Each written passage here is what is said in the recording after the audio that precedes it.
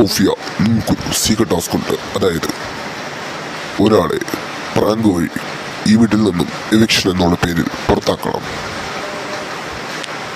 ഞങ്ങൾ തീരുമാനിച്ചിരിക്കുന്നത് അന്നയെയാണ്.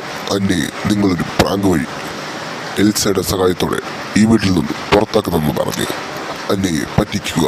അതാണ് നിങ്ങളുടെ ടാസ്ക്. ചെന്ന് പൂർത്തീകരിക്കുക. അതിന് എല്ലാവരോടും എനിക്കൊരു കാര്യം പറയാനുണ്ട്. അതായത് ബിഗ് ബോസ് എനിക്കൊരു ടാസ്ക് തന്നിരിക്കുകയാണ്.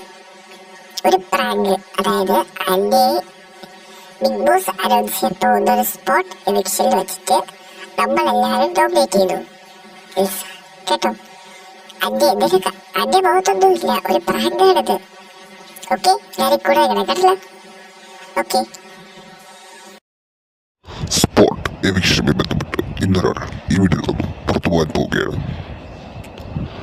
ഒരാളെ കാണുന്ന സഹിതം നോമിനേറ്റ് ചെയ്യുക.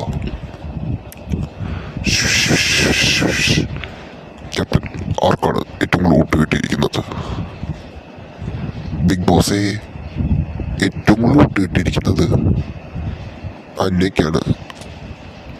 അന്ന സ്പോട്ട് എവിക്ഷനിലൂടെ നിങ്ങൾ ഈ വീട്ടിൽ നിന്നും പുറത്തായിരിക്കുകയാണ്. എല്ലാവരോടും യാത്ര പ്രധാന വാതിൽ വഴി പുറത്തേക്ക് വരാവുന്നതാണ്. അന്ന, ഇതൊരു പ്രാങ്കായിരുന്നു. നിങ്ങൾ ഈ വീട്ടിൽ നിന്നും പുറത്തായിട്ടില്ല. ഇതൊരു പ്രാങ്കായിരുന്നു, ഒരു secret task given to Sophia. സോഫിയയുടെ ഒരു സീക്രട്ട് ടാസ്ക് കാരണമാണ് നിങ്ങളിങ്ങനെ ഇവിടെ നിൽക്കുന്നത്. സോഫിയ ആ ടാസ്കിൽ വിജയിച്ചിരിക്കുകയാണ്.